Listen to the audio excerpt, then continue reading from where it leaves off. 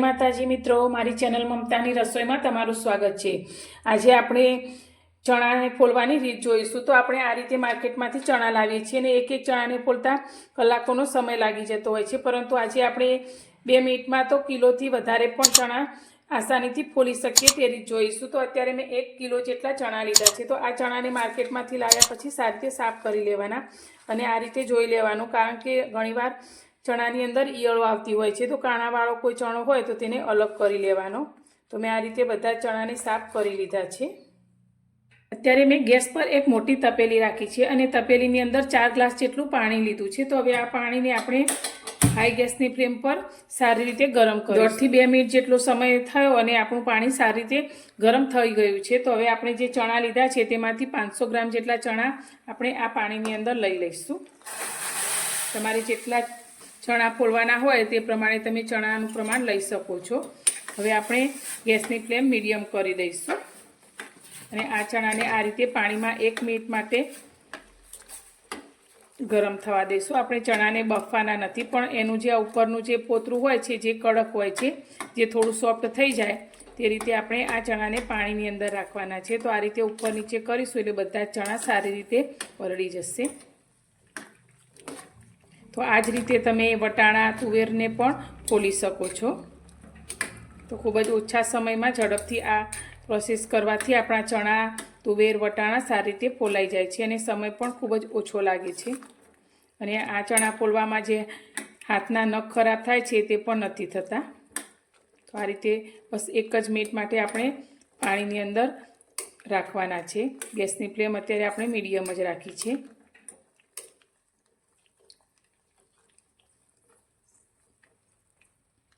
1 minute જેવું થઈ ગયું છે અને તમે જોઈ શકો છો તો આ રીતે ચણાના પોતરા થોડા ખુલવા લાગ્યા છે। તો હવે આપણે તેને આ રીતે ચેક કરીશું। તો આપણા પોતરા આ રીતે ખુલી ગયા છે ને આપણે ચણાને જોઈએ તો ચણા આપણા બફાણા પણ નથી અને એકદમ કાચા જ છે અને પોતરા આપણા અલગ આ રીતે ખુલવા લાગ્યા છે। તો હવે ગેસની ફ્લેમ આપણે બંધ કરી દઈશું। આપણે ગેસ પરથી ઉતારી લીધા છે। તો હવે તેને ગરમ પાણીમાં આપણે વધારે નથી રાખવાના। તો બાજુમાં આપણે બીજી તપેલીમાં નોર્મલ ઠંડુ હોય તેવું પાણી લીધું છે અને આ ચણાને આપણે બીજી તપેલીની અંદર લઈ લઈશું। વધુ સમય આપણે ગરમ પાણીમાં ચણા રાખીશું તો આપણા ચણા બફાઈ જશે। તો ગેસ પરથી ઉતાર્યા પછી તરત જ તેને આપણે આ રીતે નોર્મલ ઠંડા પાણીની અંદર લઈ લઈશું।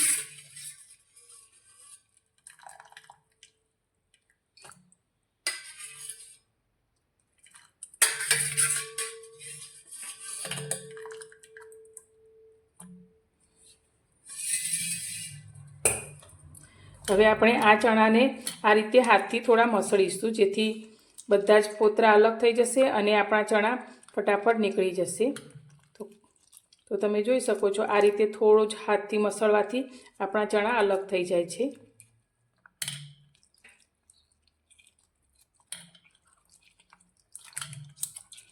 પોતરાનો જે ભાગ છે તે પાણીની ઉપર રહેશે અને આપણા જે ફોલેલા ચણા છે તે નીચે જશે। તો 1 મિનિટ માટે આ રીતે તેને આપણે હાથથી મસળી લઈશું। 1 થી 2 મિનિટ માટે મેં આ રીતે ચણાને સારી રીતે મસળી લીધા છે। તો તમે જોઈ શકો છો આ રીતે ચણા આપણા અલગ થઈ ગયા છે અને પોતરા પણ આપણા અલગ થઈ ગયા છે। તો જે પોતરાનો ભાગ ઉપર છે તેને આપણે આ રીતે હાથથી અલગ કરી લઈશું અને તેને એક બીજી પ્લેટની અંદર લઈ લઈશું। તો ખૂબ જ ઓછા સમયમાં આપણે આ રીતે ચણાને ફોલી લીધા છે। તો આ રીતે તમે જેટલા પણ ચણા હોય તેટલા ફોલી શકો છો અને આ ચણાને તમે સ્ટોર પણ કરી શકો છો। તો 1 વર્ષ સુધી તેને તમે ફ્રીઝરમાં સ્ટોર પણ કરી શકો છો। તો આ રીતે આપણે બધા જ પોતરાના ભાગને અલગ કરી લઈશું।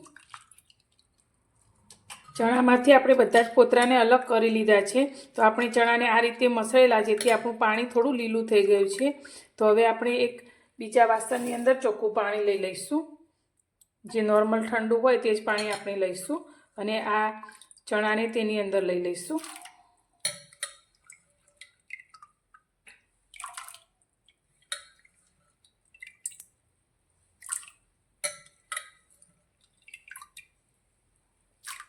આપણા સારી રીતે ફોલાઈ ગયા છે. તો હવે આપણે એક આ રીતે કોટનનું કપડું લઈ લઈશું અને ચણાને આપણે કપડાની ઉપર લઈ લઈશું. તો અંદરથી પાણીમાંથી નિતારી અને આ રીતે કપડાની અંદર કોરા કરી લઈશું. તો આ ચણાને તમે કોઈ પણ રેસીપીમાં ઉપયોગમાં લઈ શકો છો. તો આ રીતે તમે અત્યારે મેં 500 ગ્રામ જેટલા ચણા ફોલીને બતાવે છે, પણ તમે આ જ પ્રોસેસથી લગભગ 5 કિલો જેટલા 10 કિલો જેટલા ચણા હોય તો પણ ઝડપથી ફોલી શકો છો અને તેને સ્ટોર પણ કરી શકો છો. મારી આ ઓછા સમયમાં ચણા ફોલવાની રીત કેવી લાગી? જો પસંદ આવી હોય તો વિડીયોને લાઇક કરજો, વધુમાં વધુ શેર કરજો અને મારી ચેનલ પર નવા છો તો ચેનલને સબસ્ક્રાઈબ કરવાનું બિલકુલ ભૂલતા નહીં. તો ફરી મળીશું એક નવી જ રેસીપી સાથે નવા વિડીયોમાં.